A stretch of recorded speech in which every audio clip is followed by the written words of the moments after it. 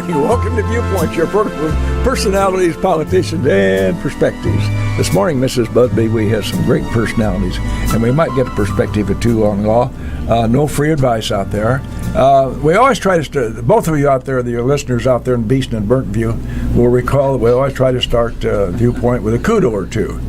The kudo this morning would be a big doff of the cap and a genuflection in the direction of Joe Shaler and the volunteers who have been working on the tiny house for veterans.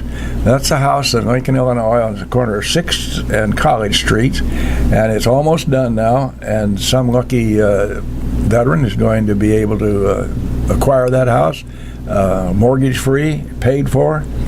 But you can't do it without people helping. And they had a number of volunteers, so the entire staff up here at WLCN, we're all on a will genuflect all at one time. So congratulations. Joe Shaler, Vietnam veteran himself, has spearheaded a lot of good things for the veterans in this community. So we're indebted to Joe. By the way, speaking of community service, may I go ahead, Mrs. Busby? I guess. I don't want to usurp the whole morning, 45 minutes here. I just finished a book written by Gary Sinise, and he said, "Thank you, America." And the reason I mention that is, and by the way, anybody doesn't remember Gary Sinise, he was Lieutenant Dan in the Forrest Gump series. He became a volunteer extraordinaire because he became so enamored, not enamored, that's the wrong word, he's so wrapped up in doing work for our veterans, particularly those who have been seriously and severely wounded. He's been to Landstuhl, Germany. He's been to our veterans hospitals here.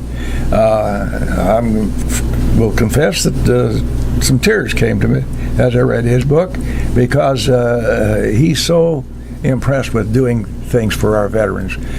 Service, ladies and gentlemen, is not a bad thing to emulate. Let's get busy. We've got can I P.S.? Well, my grandson. I don't know. Let me talk to Jim about that. Yeah, my grandson has been helping, working on that house. Thank you for him. I'm proud to see that's another generation that can be enlisted to help with these kinds of things. You know, Bill, there's something wrong with a nation that sends our boys to foreign lands to fight. We ask them to do that service, and then when they come home, we forget them. Too many people forget. It's unconscionable. It's just unconscionable that some of these. That's another. We're going to talk about law this morning, but that's another entire. That'll fill up 45 minutes just talking about our veterans. And we've got to introduce our guests. Two of them have been here before with us, and then we have a Lucky Strike Extra too added on. So we'll go around. Those of you who are old enough to remember, Lucky Strike went to war. So go ahead. Yes, we're definitely going to be talking about the law today, and I think most of us are very unacquainted with this level of our justice system. It's kind of, they keep you in the dark like a hothouse plant, don't they? You're just not out in front getting all the accolades. Justice Harris and Justice Knecht are both with the Supreme Court, the Appellate Court, right? I'm sorry, I said the wrong word. I was going to talk to you about that. Yeah, well, you know, it's how it goes. I think maybe we better just start with very elementary things, like it's in divisions. And I notice in the information that I got, they deal quite a bit here with workers' compensation. Is that a big part of your practice? It's not their practice, really. It's the appellate court. Let's just define that, and I'll let the professional define the appellate court. I'll not do it in layman's terms. Well, the appellate court is a court of review, and the appellate court is where parties who have appeared in the trial court that wish to appeal, where they go to appeal. So everyone that has had their case heard at the trial court level has the absolute right, if they lose in the trial court, to have an appeal heard. And we are that court. We're the appellate court. If the losing party in the appellate court wishes to appeal, they can ask the Illinois Supreme Court for permission to appeal, but the Supreme Court can say no to that. And in fact, just given the sheer number of cases that are heard at the appellate court level, and the fact that there are only 7 Supreme Court justices, the vast majority of those requests for permission to appeal are denied. In fact, it's less than 5% of the requests that are actually granted. So for the most part, the appellate court is just as a matter of fact, a court of last review in many of these cases. We're sometimes called the anonymous court, and Yes. for the reasons Which may that not you be a were. bad thing. Well, and we get a lot of work done, but it's outside the public view for the most part, and it's primarily because folks, are familiar with the trial court because someone who has jury duty, they are familiar with the court process. They go to the courthouse. And then we're also familiar with the state Supreme Court because quite a few important cases are decided that have a real impact on our daily lives. But the vast majority of the appellate work is done in our court. And that's what the structure of the court system is like in Illinois. There are 3 levels: the trial court level, then the appellate court, and then the state Supreme Court. Is Illinois that way, and are most of the others that way? Yes, we're very typical of the state court systems around the country, and it really is very similar to the federal court system. You can think of it as parallel tracks. In Illinois, we have both state court cases, and we also have federal court cases. And in the federal court system, they have an identical structure where they have trial courts and then a court of review, which for us would be the 7th Circuit Court of Appeals, and then the U.S. Supreme Court is at the obviously at the top. You mentioned the anonymity, if you will, of your level. Is that by design? Well, it's just as a matter of function, and I guess as a matter of the sheer numbers of cases. We, in the appellate court, we hear, I would say, more than 5,000 cases per year, I think, throughout the state of Illinois. And it's just hard for folks to keep track of all of those cases. And it's much easier to identify the cases of importance because the Supreme Court has identified those that they're going to take. So I think, if someone were to want to be familiar with the appellate court, they certainly could. Our cases are heard and the oral arguments are recorded so that someone who had an interest could go to the court website and actually listen to the oral arguments in our cases. I don't think too many people do that, though. You don't think so, huh? I want to ask Justice Knecht a question about dissenting opinions. If the justices will have dissenters who vote the other way. Now, there's always a dissenting opinion written. Does each dissenter write their own opinions, or do you get together and there's say 2 or 3 dissenters and somebody speaks for all of you? Well, because we sit in panels of 3, there can only be one dissenter. because if there were two, then it'd flip and go the other way. Dissents are healthy because they point out different approaches to law or to a legal decision. It's much preferable to have a unanimous decision because everything is clear. But sometimes there's disagreement among the three justices on our court. That would be very rare. For example, if Justice Harris and Justice Turner and Justice Knecht were all on the same panel, they would certainly agree with one another, having, grown up in Lincoln, Illinois, and drunk, we drank Logan County water, so we tend to think alike. But I welcome dissents because sometimes they make you rethink your opinion. It's a collaborative decision process. So we hear cases in panels of 3. That means 3 legal minds need to agree on the outcome.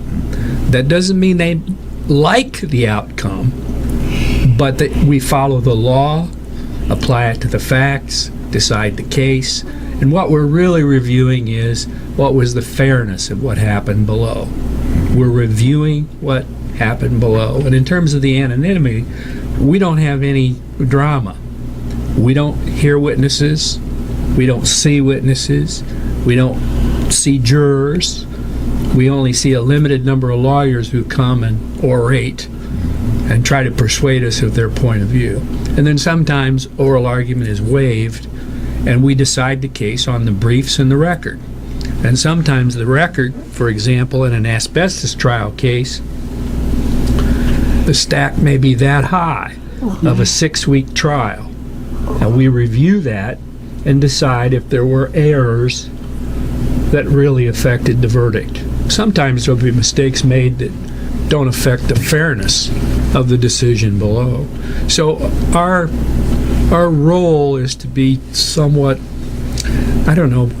professorial might not be the right way to think of it, but we're removed from the battlefield and we look at what happened and decide if mistakes were made that ought to overturn the result or ought to affirm the result. Yeah. So the public doesn't know as much about us as they know about the local judge that they see in the grocery store, and he just, the day before, he or she swore them into a jury. Yeah. So they're familiar with those trial So the TV judges. program says just the facts, ma'am, period. Just the facts. I would like to may I make a personal comment, Mrs. Busby? Why? To our listeners out here. I'm sitting here really proud to sit here in this studio with a couple of kids that I knew. I want to say something. We are very lucky in this community to have 3 of our own on the appellate bench. Justice Harris, Justice Knecht, and Justice John Turner. And we're going to bring him on another date, and we're going to let Senator Turner upstage him a little bit, perhaps.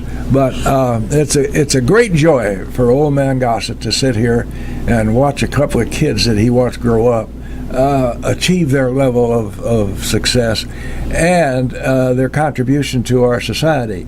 As I understand it, if you hear your cases and so forth, then you take all this material back to your own offices, wherever they may be, and you ponder over whatever the matters are, and then you go back and meet and render your decisions together. Is that the essence of it? The 4th District, and we're in the 4th Appellate District, it consists of 30 counties. That's under the old map, and the story for another time or a subject maybe is the redistricting that has happened here lately. But as originally comprised, the 4th District consists of 30 counties, and there are 7 judges within the 4th District, and our offices are wherever it is that we live.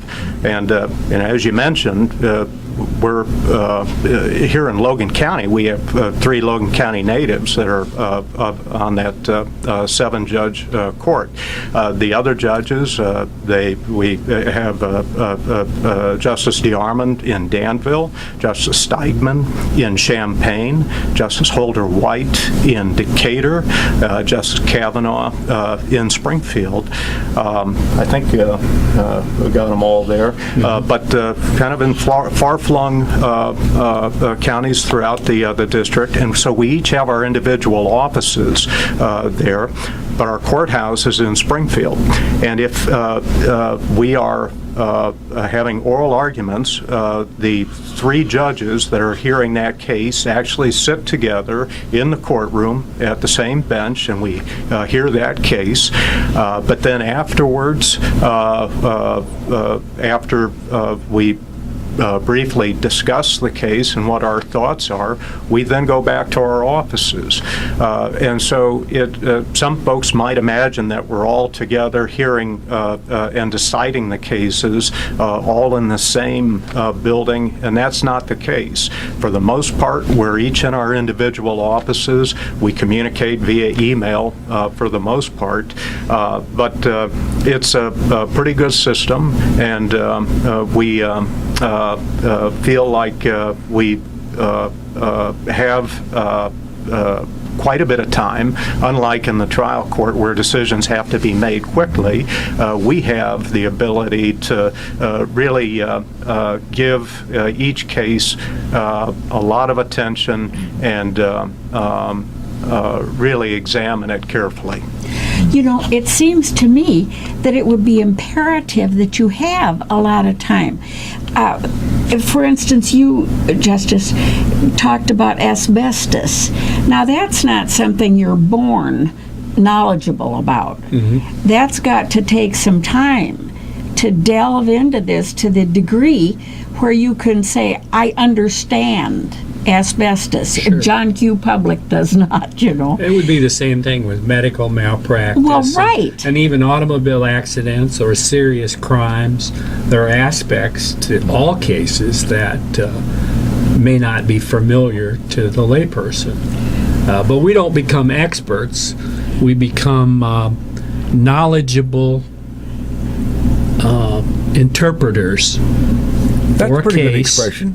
for a case, and learn as much as we can. Yeah. But we don't profess to be an expert on that subject. You know, And that- speaking of that, I've committed a crime already. We're halfway into the program, and my goodness, we have sponsors that pay for this foolishness. Go right ahead.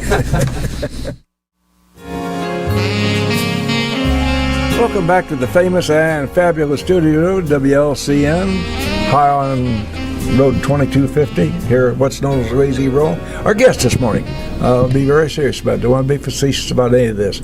Our guest this morning, Justice Tom Harris and Justice James Knecht, both with Logan County, deep Logan County ties. Both of them grew up in Lincoln, Illinois. Justice Knecht was known as the Bard of Sangamon Street. And by the way, you and Bess Evans and Rose Dauber must have been on the same simpatico, because they taught you how to write. It was best, but I think. And they sure did a whale of a job. The other side of the coin, Justice Harris. Did you ever stop to think about the original Judge Harris, how he smiles down with great satisfaction on seeing Tom Harris Jr. on our 4th District Appellate Court? Yeah. That's a great, you know, there's a lot of heritage there. And I can't emphasize that enough. Tom and I have a little tighter tie. His father and I went to school for 13 years together before we split and went to college. Now, I know you're sitting out there adding up 12 and 4. It didn't work that way. We went to kindergarten together. So essentially, we had 13 years together before we started going to different colleges. So there's a definite tie there, and it really warms my heart to be able to have somebody that I respected so much, such as young Tom Harris and Jim Knecht.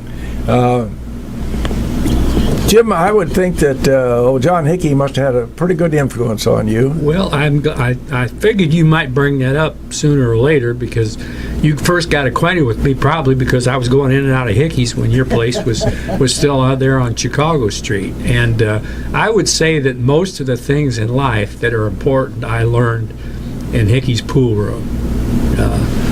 Pay your debts, keep your word, put your family first.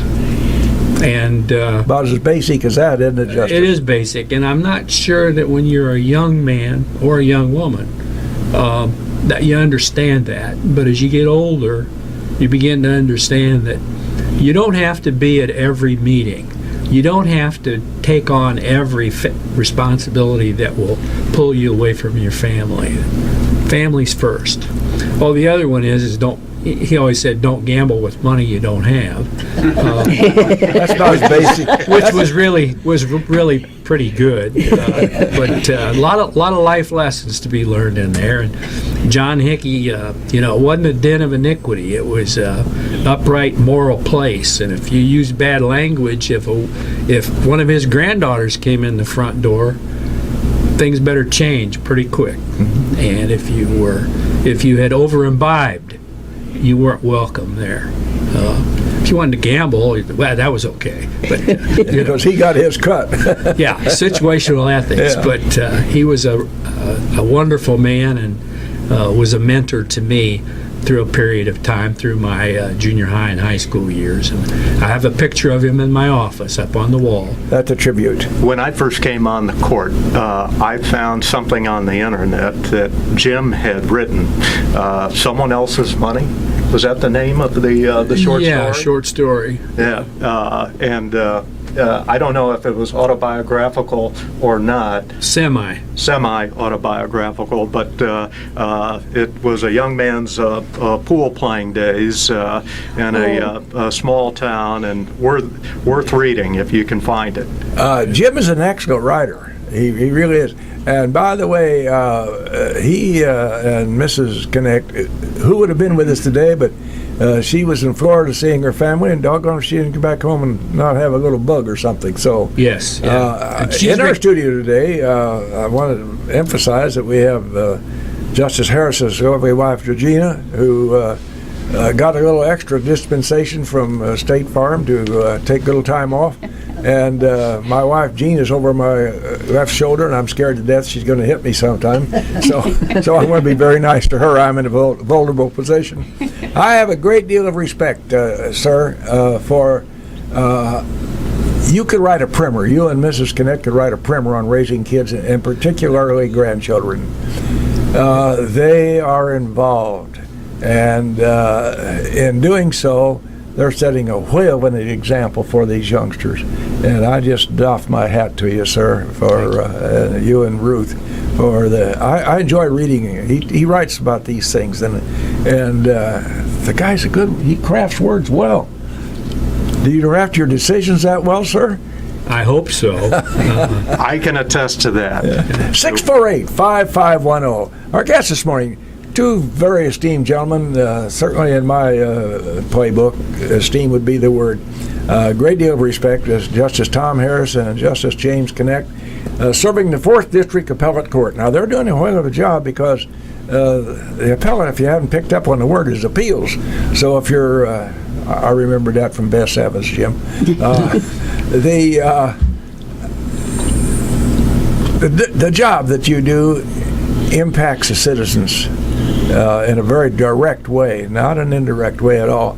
So 648-5510. If somebody has a legal question, they won't charge you for it. They may come around and beg for a piece of chocolate cake or something like that.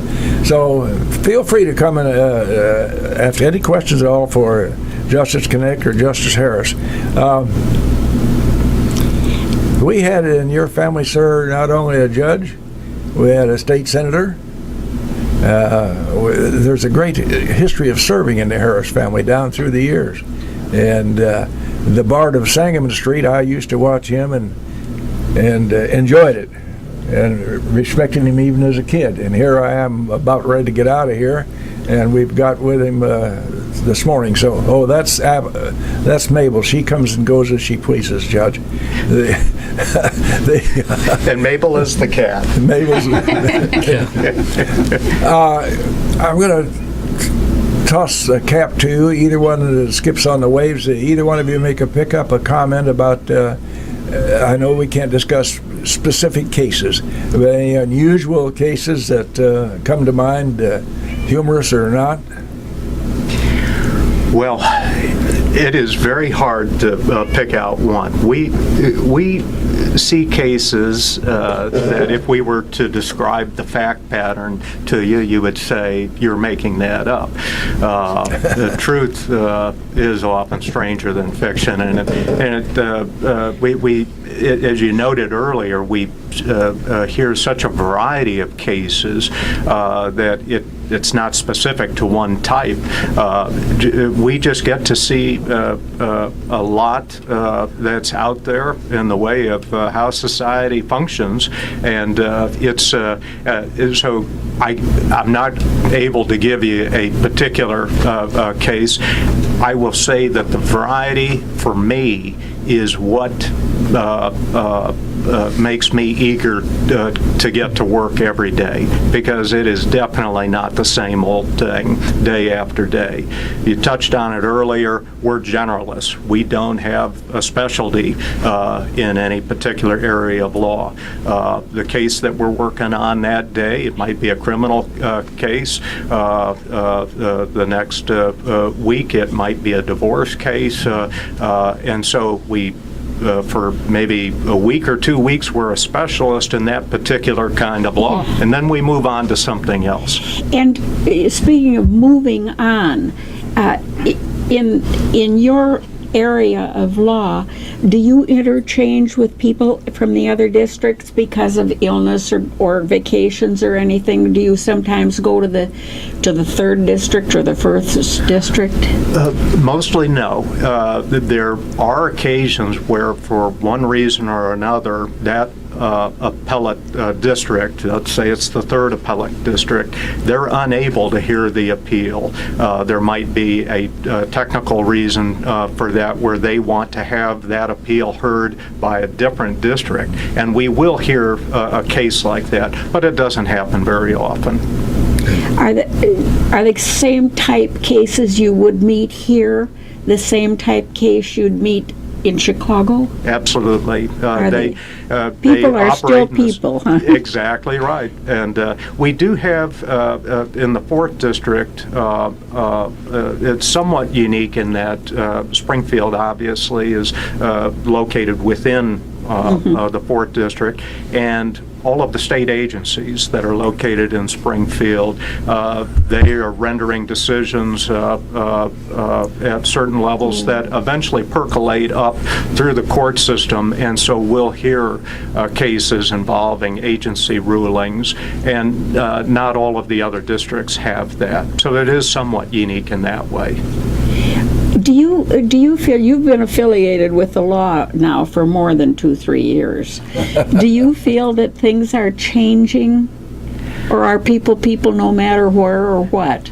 I can just speak for myself here, in that it seems like it's been pretty constant in terms of the law, and to me that's a comfort. I think we all like having the certainty of something solid, and sure, the laws change, and that happens with new administrations, but for the most part our laws remain fairly static, and that helps people, I think, plan accordingly.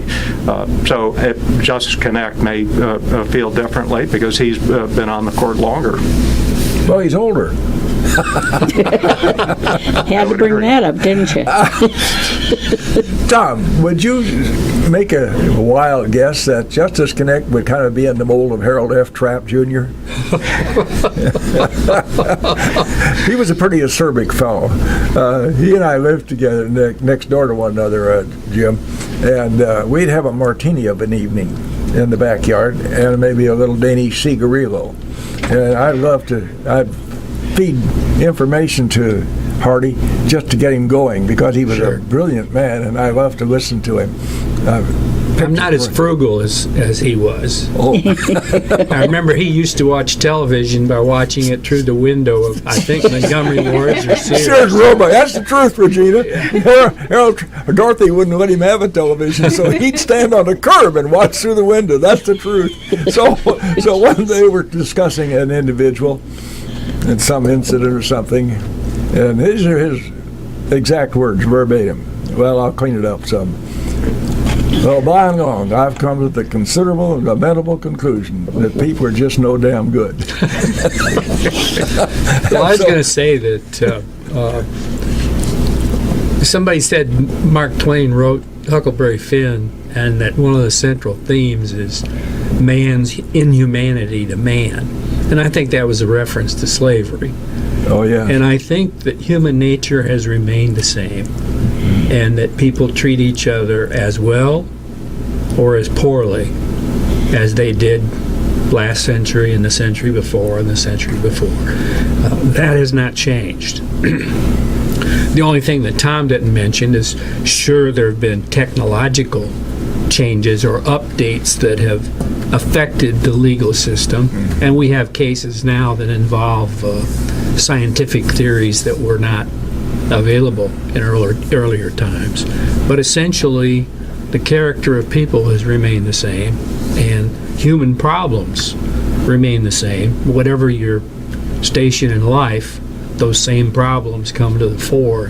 Those are some of the things that we deal with on the court. And I would echo what Tom said about the variety.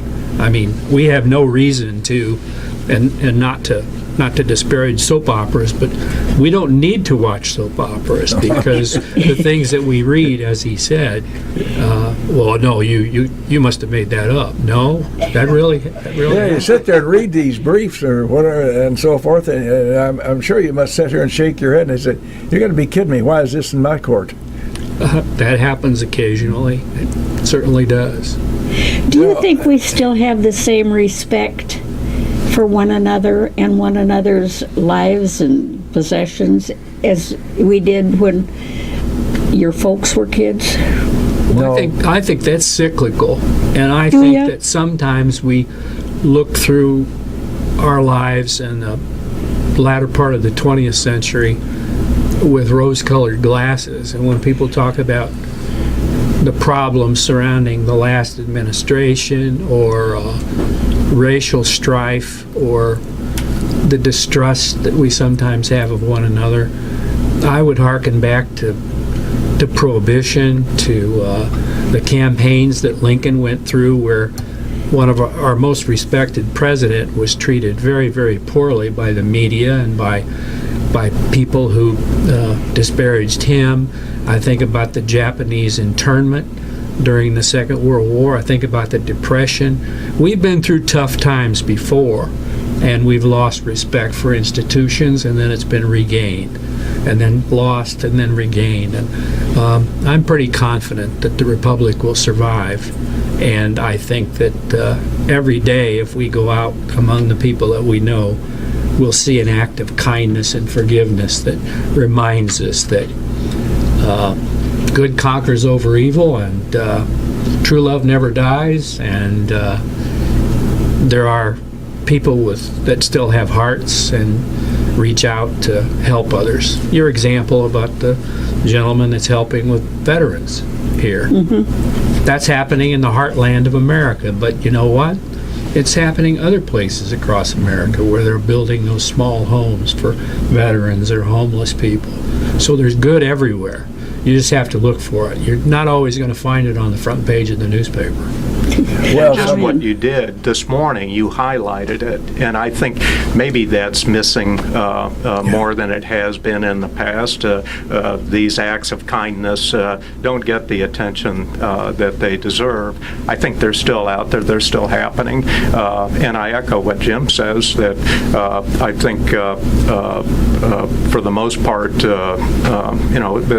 that although there is, I think, maybe a little more incivility that we see. It's more apparent that we shouldn't be doom and gloom about it. Now, I might hold a minority view. Is I think the social media, the various platforms that allow for the more anonymous type commentary, I think that leads to more angry type of discourse that we didn't have before, and maybe that percolates into our direct conversations with others and how we treat one another.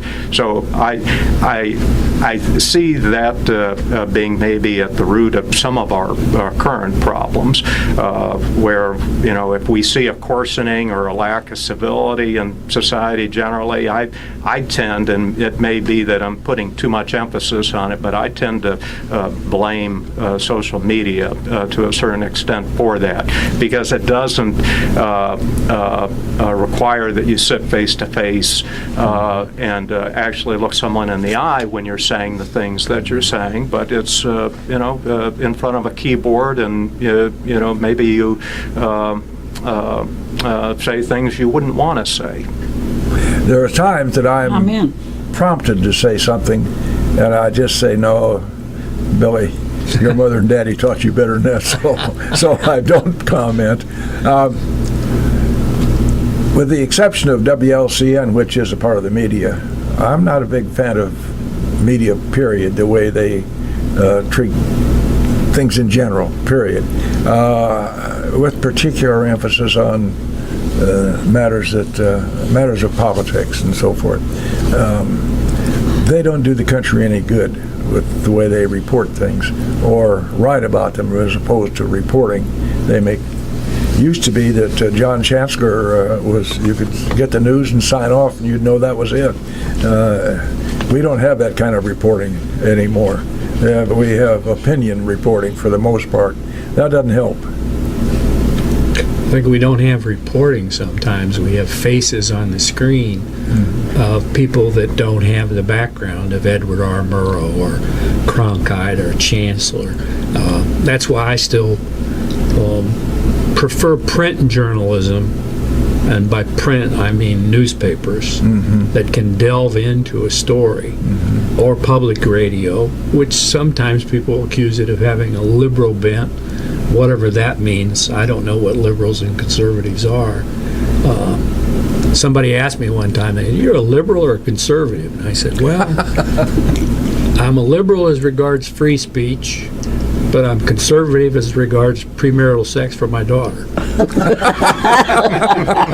I think that was when I was campaigning. I mean, we can have different views, but I think that we've lost reporters, and we now have news readers. Yeah. And don't forget, Bill, we have to blame the public as well, because there has to be a market for it. Exactly. Or you wouldn't say it. The old say, if it bleeds, it leads. Well, people want to hear that stuff. Yeah. That's why a lot of us read the sports page first, because that's where you might find some good news, or some news about the human condition. Well, the Cubs won again.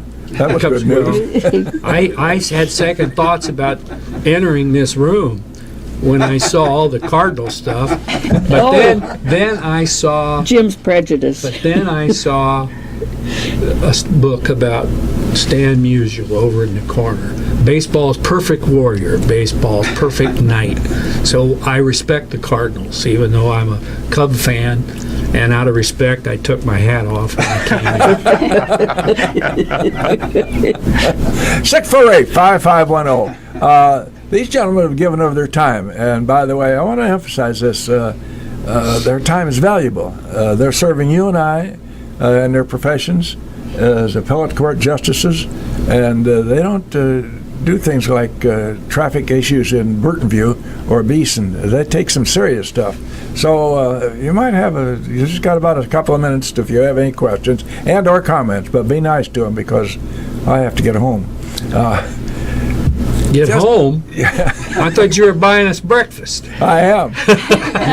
You're exactly right. You're exactly right on that. We're going to country air from here. So if anybody wants to come over there and talk to them, that's okay.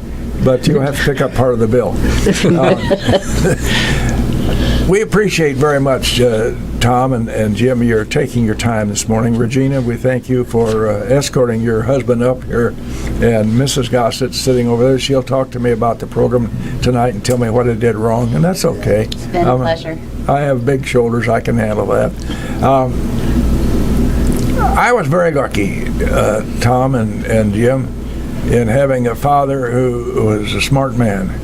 Not brilliant, but common sense is what that kind of smarts. And people who grew up under that kind of advantage will do better than the average bear on the street. My father was born dirt poor, and he decided that was not going to define him. And in fact, it didn't. And so I'm a lucky man. And your kids are drawing the same kind of ace of spades. They're lucky kids to have the parents they have, especially Regina. Amen. Amen to that. So, Jim and Tom, Jim's Knecht and Tom Harris, we appreciate your taking your time to be with us this morning. We're going to bring you back. And we're also going to bring your compatriot, Justice John Turner, and we'll bring Sally with him so that she can straighten him out and go to bed. And Jim and Tom and Regina, thank you for being with us this morning. Thank you. Thank you, Bill, Judy.